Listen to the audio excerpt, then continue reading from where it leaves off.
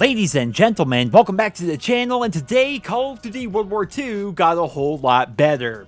So Sledgehammer Games has been slowly but surely updating the game even after Black Ops 4 came out. Over the time, they've been adding new weapons and reopening old operations and changing around contracts and orders, and today they did all three of those things. The big news is that from here on out until the end of time, all collections in Call of Duty World War II will be permanently unlocked. This means that content from Winter Siege or Days of Summer or Halloween Scream or what have you will always be available for you to unlock, which means that players who missed out on those operations, they can now unlock the guns and the skins and the camos and pretty much everything else that they ended up missing out on. In addition to this, Sledgehammer Games has also added 7 new primary weapons to the World War II multiplayer, and they claim that these are going to be the final guns that are going to be added to the game. We have 2 new assault rifles, 3 new submachine guns, a new light machine gun, as well as a new sniper rifle, though in typical Call of Duty fashion, there is always a catch, and that catch is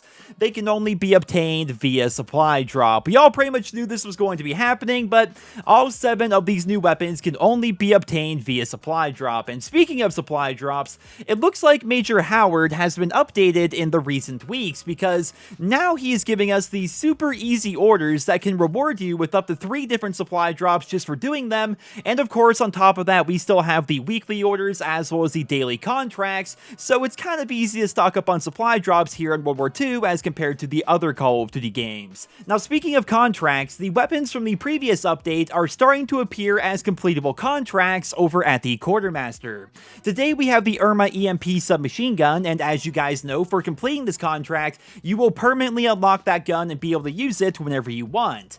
Now, you guys may be thinking, how good is this update really if they're just now starting to roll out contracts for the previous weapons and they just added 7 new weapons to the supply drop loot pool?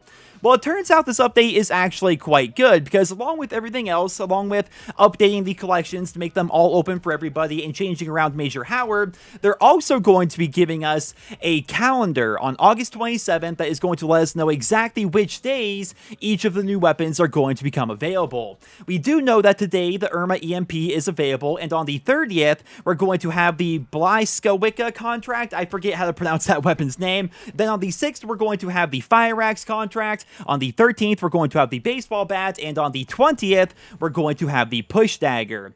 After that, the new weapons that came out today are going to start appearing in the contract rotation, and with that calendar, we're going to know exactly which days those weapons are going to become available. Now, by no means am I saying this is a perfect system. In fact, it's actually quite annoying because it's going to take us several weeks, if not months, to unlock each new weapon, but as soon as those contracts become available, you can basically get them for free, right? These contracts are super easy. They barely cost any of your armory credits. It's a pretty simple process, but overall, I'm still pretty happy that this update came out because it did make World War II that much better, even if it's kind of annoying how we're going to have to go about unlocking each of these new weapons. I truly do wish that these new guns would just be added to the collections tab like they used to be. Remember back in the day when a new update would come out for World War II and these weapons would be added to the collections tab, and if you saved up a bunch of armory credits like I have here, like 150,000, you could get each of the new weapons right away and just have your new guns and enjoy the new content. But it appears that Activision and Sledgehammer are really dedicated to milking Call of Duty World War II for whatever it's worth before Modern Warfare comes out, and even though the system right now still heavily relies on supply drops and random chance, it's still a much better system than Black Ops 4, so I suppose that's kind of a good thing. I have to wonder though, is this going to be the final update for Call of Duty World War II? It's almost like the end of an era in a way, if you think about it, right? This is likely going to be the last World War II themed game we see for a very long time, if ever again, and now all the maps are out, all the guns are out, and presumably all the game modes and updates are out. So is World War II finally going to basically cease production on new content? Because if that is the case, What a strange journey it has been, man. Looking back on World War II, this has to have been one of the most interesting releases in the Call of Duty franchise. Everything from taking the series back to its roots after 10 years to that crazy beta we had where all the hackers were on PC and the guns were super out of balance and all the game sounds were completely different. And then the game came out, of course, and once it did come out, there was a queue because there were so many people trying to play the game at once that the servers simply could not handle it. We had Domination 50, we had the headquarters being added, of course, the events, those were freaking fantastic. And then, of course, we had Michael Condrey and Glenn Schofield, the people who made Sledgehammer Games, leaving the studio partway through the World War II life cycle, and then after that, they decided to revamp basically the entire World War II multiplayer experience based on community feedback, and even after Black Ops 4 came out, they continued to update the game and add different things to it, and in my opinion, World War II was a super fun game. I still enjoy playing it to this day, but from a fan perspective, from a development perspective, it was really interesting to watch how this entire game has played out over the course of the past couple of years, and I really do hope they're not done with it. I hope that in the future they do make more additions to the game and add more content to it because, like I said, this is likely going to be the final World War II themed game that we have in the franchise for quite a long time, if ever again. Like, we may honestly never see another World War II themed Call of Duty game ever again,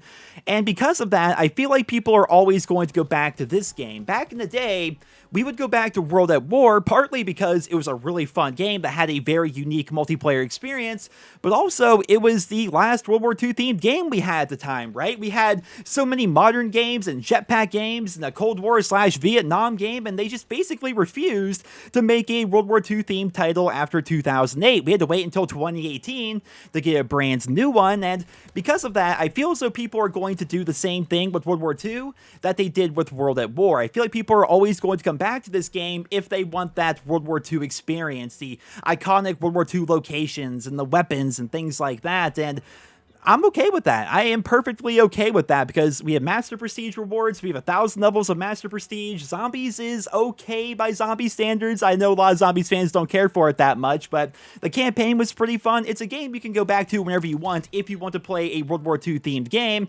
and there's so much content in the game, regardless of how much of it is locked away within supply drops, which there is a ton of it locked away within supply drops, but between contracts and orders and just leveling up and playing the game and your daily login bonus and your armory credits that you get for signing in, there's always something to do in this game, which I personally really enjoy, as compared to Black Ops 4, where nowadays I'm basically only playing it to complete contracts. Every day I sign in, I do my contracts and zombies and multiplayer, and then I'm basically done after that. It's like, what else do I have to play for?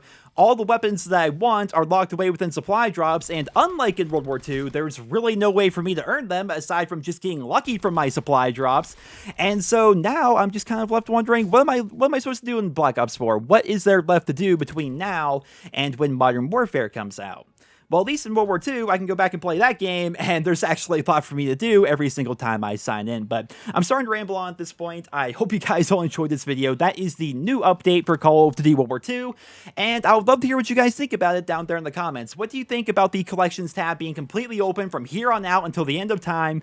What do you guys think about them potentially ending content for Call of Duty World War II? And what do you think of the new weapons if you were lucky enough to actually get one of them? I only had like 10 supply drops saved up because I was not expecting this whatsoever, and I ended up getting one of the new submachine guns, but then again, that is just complete RNG luck. I had no skill involved there. It just randomly showed up to me in a supply drop, but I'm looking forward to seeing what that calendar is going to be like, because if they make it so we can get the new weapons relatively quickly, that would be fantastic. But looking at the calendar that we have right now for the previous weapons, it's actually kind of annoying because it seems like a new weapon comes out every week, and are we really going to space out all 7 of these weapons across weeks? Because that's going to take almost 2 months to have every single one of these appear, and what if you can't sign in on one of the days when the new weapon comes out? They need to update the system somehow. They need to make this more consumer friendly, but like I said, Activision and Sledgehammer really want to milk this game for everything it's worth between now and when Modern Warfare comes out, which is actually one of the big problems I've always had side with the World War II system. I remember saying way back in the day how they have these contracts in place, which are fantastic, but when you can only get weapons from contracts, that's kind of rough in a game that has like, what, 50 DLC weapons, 60 DLC weapons? It's probably not that high, but it's getting pretty freaking close. There are like 12 different sniper rifles in this game, but you guys heard this all before. I hope you guys all enjoyed this video. If you did, please drop me a rating, leave your thoughts and feedback down there in the comments, and I hope you guys all have a wonderful day.